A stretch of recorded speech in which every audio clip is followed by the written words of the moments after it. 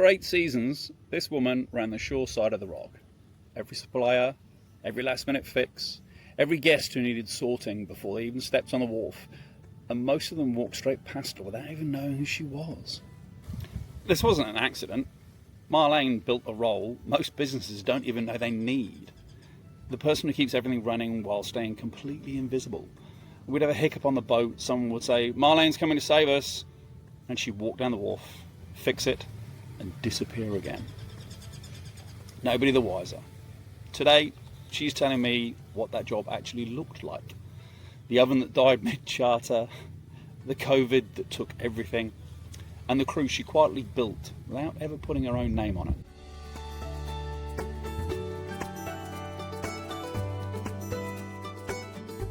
I'm sitting here, I come to a place on a beach. There must be something subconscious about doing maintenance on boats, because I hear a hammer going, and I thought they were just doing one of the buildings on the beach. There's 5 boats, long-tail boats there. They're doing the maintenance, like the haul out, so they've brought them up on the sand and they're doing them up. I'm like, something's wrong here. This time of year. What's your weather like? It's fresh now? It's been really cold. We've had a polar blast. So sort of 2-3 degree mornings. Gee, that's unusual. Overall, winter's been pretty nice. Yeah, that's what Erin was saying on the boat. She was saying she's loving it, but she says some fresh mornings. Yeah. But she's happy to see the end of the rain. Look in the front, she's lying there. Yes, I can, just. Dog. I still need to be by my mum, but I don't want to be on the camera. Super chilled, though. Still barks at anyone that comes in the drive. Cool. That's a good life. You look after them well. Yeah. So, I mean, thinking it through, we worked together for 8 years? Yeah. 8 seasons, 8 years. Yeah, 2017, November. It's amazing when you look at the changes that have happened through all that time.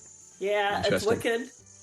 Yeah, I mean, your role, it's funny because you get people with the face of it. Like, everyone knows Erin. Everyone knows Erin's face. When you think about the experience, you were the last person I want to talk to as well. Yeah. What's, like, for a job where you're doing something like that, where nobody really knows your face, they don't know who you are, but you're the beginning and the end, can you explain what shore operations is like to somebody that doesn't know what it is?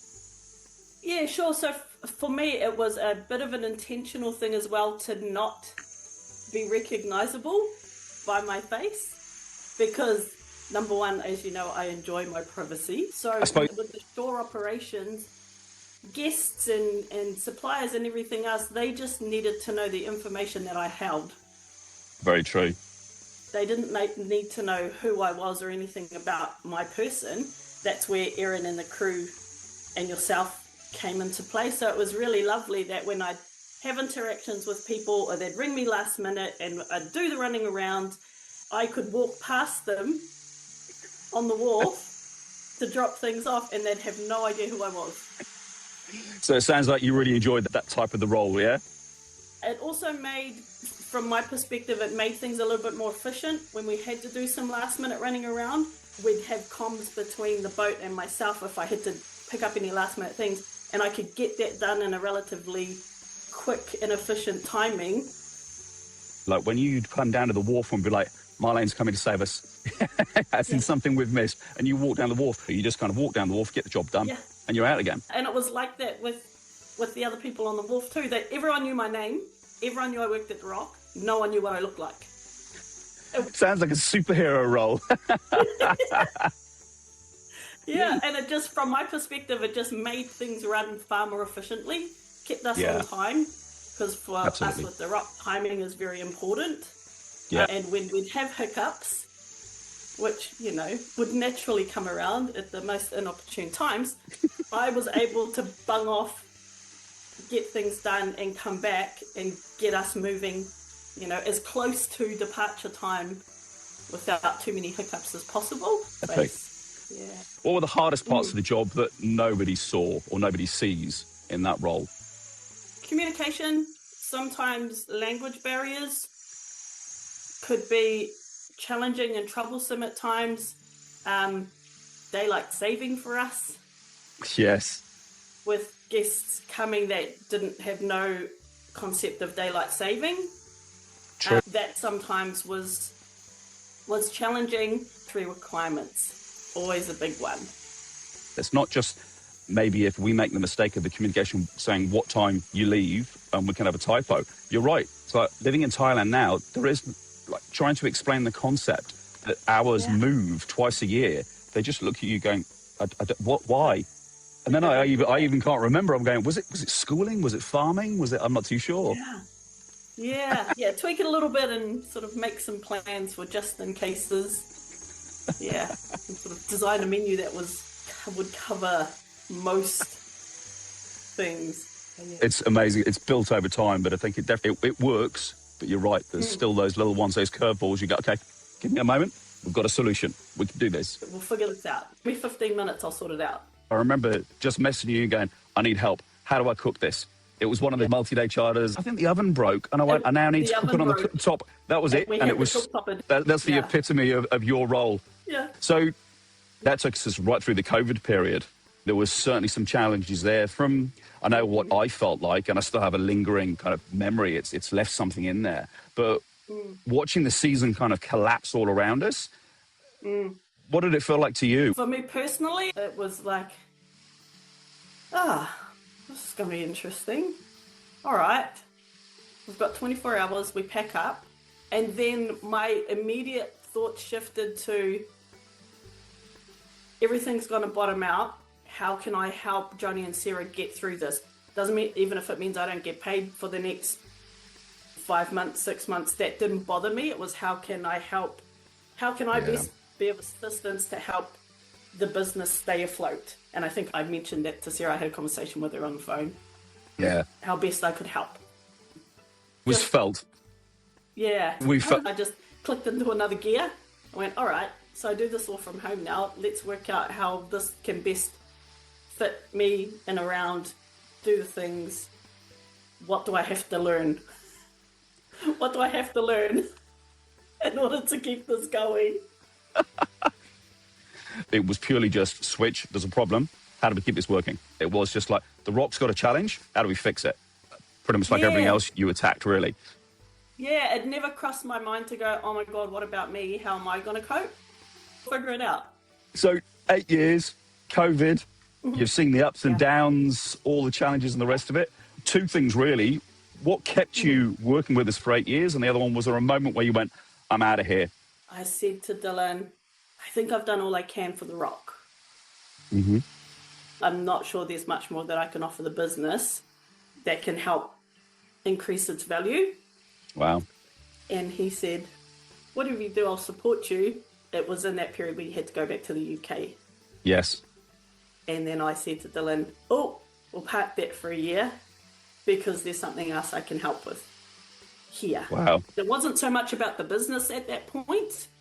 It was more about helping you and Sarah feel safe enough to go and do your things, knowing that the business would be okay. Because I know how much of a emotional tie that the rock is. For sure. I decided probably a year out that I was leaving when I made the decision that I was going, and I'd sort of begun to put all my ducks in a row and began to feed all of the information that I felt Erin needed to know about my role. So, having some conversations with her about those things, having conversations with you, I was very of the opinion that I needed to be super open and honest, and I really have been from the day that I started with you guys about exactly what I wanted to do. And when I was leaving, I still remember it. So grateful for it, because I remember you brought it up, and there's that moment when you've got an awesome key team member and you can tell even before they've said the words, I just need to, and I'm going, and then so in 9 months time, and I see it, this looking like this in 6 months and looking like this in 3 months, and it was like brilliant transition period, great. It was. I wanted to go in with a plan of, okay, if I give notice here at the end of summer, I can bring it all the way through winter. We can help bring someone on board. We can do all the things I need to do with Erin to help make that transition as smooth for her as we can be, and then be on my merry way. Nice. I think on record, that's got to be the absolute longest time period. And not only that, though, we talk about how you made yourself redundant multiple times where putting the system in place. I think one of the ones that we still haven't quite perfected, though, which was wonderful, was the crew check-in. Now, Erin does a wonderful job, but I know when you've got crew that you were always the go-to. They come to like Auntie Marlane, as it were, and it was that kind of family thing. And they always knew that they weren't talking to their immediate line manager, the skipper. They weren't talking to Jonny, who's the skipper or the owner. They were chatting to Marlane. And that's one I don't think we've quite mastered. We've got an awesome team, but it was certainly one of those assets, I think, in a business, which was just added that certain... It's a nice way, and given sort of what I do these days, that was a very natural form for me. And to have somebody where the crew could just seek some guidance or just be able to share from somebody that's in the business but also not. Yep. I kept that I had some very strict boundaries about what I would and wouldn't engage with at work, and I'm so much older than all of them. So I'm like the auntie anyway.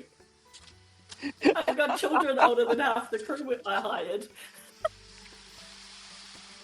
We've had quite an age range, but you're right. They are, I mean, the tops is what, high 20s? High 20s, 27, 28. And particularly, actually, you were a major instigator in some of our younger but quality crew. I won't mention names, 6 I can think of off the top of my head, which were recommendations of crew from you and people that you knew in the area, which just been fantastic. Whether it be just a season or repeats, or whether it be fill-ins, school holidays, you had an eye. You knew the rock so well and the experience on board that you knew exactly who was going to be able to fill those roles.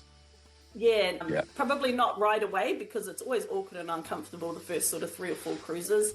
Yes. But whether they had it in them to become part of the crew and part of the makeup of the rock. I knew the rock so well that I could sort of spot any youngsters. Every single one you sent fit nicely. You've got a good eye. Maybe I'll contract you back in for employment roles. I'm looking forward to catching up, actually. Must book my flight. It'll be October. We're pushing it back this year, so not September. We'll do what I think it makes more sense. You've seen it over since COVID, the each back. Getting closer to summer itself. Talking about the Bay of Islands then, obviously we all have different preferences. What's your go-to? You've been a local, obviously, for years. You know the place like the back of your hand. What's your go-to in the Bay? Whether it be a walk, a coffee, walking the dog. What do you like? I like to go when there's no people around. And you can still find those places in the Bay? You can. You're not going to mention them now? No, I'm not going to mention them because people start going there. I really enjoy dawn and dusk at the Bay. Yeah. There's more of the taiao, so more of the natural world awake, and you can hear those things at those times. But you know me, I like going bush, so... I miss those little trails and the quiet places, and you get away from everything else. And it's amazing what you pick up, particularly, as you say, like at those times of the day. There's something out there you hear that you're just not open to listening to them. And there's something about that time of day, and just being in like any of the tracks in the bush, whether it's the back of the Upua forest, behind the treaty grounds, any of those tracks. So you steered everyone away from the ones you go to. Yeah, exactly. I love living so close to the school road track. It was just so easy to get to. You just pop onto it and you're just within literally meters. Wow. I've just left everything behind. Really quite special. I was about to say you've seen thousands of people come on the rock. Do you see a difference in the way they view the bay? Like they come back different? What is it that not just the rock, but the Bay of Islands does to people? Tension just falls away when you see someone get on the rock, or just being in the bay. It's like the whole all life's shit just dissipates for the time that they're there, especially for families. When we see families come on the boat, and just you could see from what I could see from the time they went on into the time they come off the boat, the reconnection that they would have just among their own little family was beautiful, really beautiful to see. It does all of the things that the white wellness industry says you can do it in 22 hours. I love that. So you said before when you knew it was time, that you knew, right, what I'm going to do next. And that was back in when it came to the end at that point, where the transition period and you moved on in 2024. Can you speak to what you do now and what it feels like now to be running your own business? For a long time, even though I worked at the Rock, I always had lots of other hats that I wore and lots of other kaupapa, Marlane with too many fingers and too many pies. It was part of the reason we came back to New Zealand in the first place from Australia, was that I needed to start giving back to people some of the mātauranga knowledge that I had held and gathered within myself and through my own lineage. And so moving into that rongoā Māori space or traditional healing full-time, rather than having 1 foot in and 1 foot with the safety of a salary, stepping all the way into it and just seeing where that goes. What I do now in the rongoā space and the healing, yes, there's planning, but it's probably very minuscule. So the plans have to be quite wide and varied, which challenges me. And yeah, I enjoy it. I love what I do. I love the connections that I have with people and just the time and the space that I have now to put all of me into this mahi. Because for about 15, 20 years, I was putting this tiny little piece of me while I was having careers elsewhere. Yeah. When I made the decision that I was going to leave the Rock and step wholly in, I said to my husband, just, you got us, eh? You got us. Give me 12 months. He looked at me and he goes, I got us. Nice. Yeah, and he just laughed at me. I think that's the wonderful thing about businesses. You have to have that support at home where it's a team, whether it be got your back. That's yeah. I got you. You go do your thing. You do whatever it is you need to do and take however long it is you need to do it. And I got you. And so that just, it gave me that last little nudge to go, yeah, just dive in. Jump off the cliff, you'll be right. Nice. Yeah. Well, we're approaching 2027. So it's going. It's great. And like I work with people all over the world now. When did you come out on the Rock recently? Not as a guest, but as a facilitator? Yeah, a couple of months. May. It was May. That's it. What does it feel like on the Rock when you're not as part of the team member behind the scenes? What does it feel like going? Yeah. Not a guest, but as you're working on the boat, do you see it differently? My friend came with me and she was like, how do you feel? And I said, you know what? I have to stop myself from looking at all the things that go, oh my God, that probably needs doing, that needs looking at. Yes. So going back on there, my brain went straight into, okay, what does everything look like? Oh, is it all good? And I was like, you don't work there anymore. Just chill out, bro. I think that's a credit to the way your brain works, though, just to go, oh, I could improve that a little bit. And, oh, that one's working well. Yeah. And so it was really interesting when the crew were doing the introductions and everything and getting to people. And then we had the duck shooting with Lee. Yes. What's something no one knows? And I said, I hired Erin. And the crew looked at each other. Oh, because I bet if Erin hadn't given him the heads up, the other crew would not have known that anyway. Yeah, no. So I don't even know that Erin told them that I had worked with the team before. And so I was like, so I hired Erin. That's my cool thing. You're the only person that could ever say that. But always a blast to go out on the Rock. Every time. Every time is something different. That's because the people and places, though, yeah? Yeah, people and places. Because people and places are different. Erin's constant, but crew change. Yes. Even if it's the same crew, they change from season to season. Well, they mature. I suppose that's it. When they're younger, they mature at such a quicker rate. Whereas, it's like your shoe sizes. You go through crazy changes when you're younger, and then they're the same. Yeah, and it was good because the cruise that I went out on, one of my young people worked that cruise too. Oh, epic. Yes, I know who that was. Yeah, it's so cool. it was good. It was cool to see her there. From the Rock, obviously quite a period of time there. Is there anything you've taken from your work experience on the Rock that is transferred across to what you do now? The marketing stuff. Cool. Yeah, because even though before I came to the Rock, I had quite an extensive career in administration and HR and stuff. I learnt the vast majority of marketing through the rock. Just that whole world of marketing and social media marketing and how they're all different and how language is different and all of those things. And that's really helped me translate into my own business and how to write for marketing, because it's very different than just writing. And the complete 360 of no one ever seeing my face on the rock, and now people see my face on the internet every day. It does make me smile when I see it. I love watching it. I follow what you do, and I just think this total change. That's cool to hear, though. Yeah, but I learned so much around the marketing stuff and all of that side of business, marketing, advertising. I love to hear it's been a two-way street. That you being so stalwart for us, putting systems in place, and just being that nice, balanced person that you can go to all the time, and you get something out of it as well. So it's pretty. Yeah. Do you mind if I put a link in and share what you do now? Yeah, absolutely. That'd be awesome. Please do. Cool. Please nice. Do. That'd be great. Sweet as. Well, I'll tell you what. Thank you so much for your time, and I'll probably see you in November. Yeah, for sure. Yeah, I'll let you know. Great.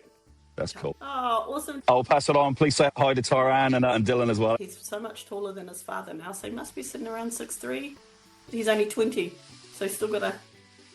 Well, at 21, I was basically 6'1". Yeah. So between 21 and 24, especially that kind of build with Tyran being like he is, you never know. Yeah, I know. He uses me as a leaning post. He just leans on my head. I can't believe he's 20 now. That threw me off. Had it in my head like, you went 20? It's like, oh. He's 20, yeah. Whoa. Looking through some of those old photos. Yes, I know, because he was so young when he came up. Yeah, it was 14? Yeah, that's right. First cruise on the rock. Wow. Yeah. 8 years, and I don't think most people who cruise with us ever knew her name, let alone her face. And that was kind of the point. What gets me is how much of this crew exists because of her. She'll tell you she hired one skipper in particular, and you've just heard that story. That's the thing about the rock. The people who shape her aren't always the ones you see on deck. This is one of the stories we're telling this season. There's more crew to come, even the people who built her in the first place. And some of the guests too. Because some of the best stories on this boat aren't ours to tell, they're theirs. If you want to write your own chapter on the rock, the link's below. Use BookDirect20 for 20% off when you book direct with us. Subscribe so you don't miss where this goes.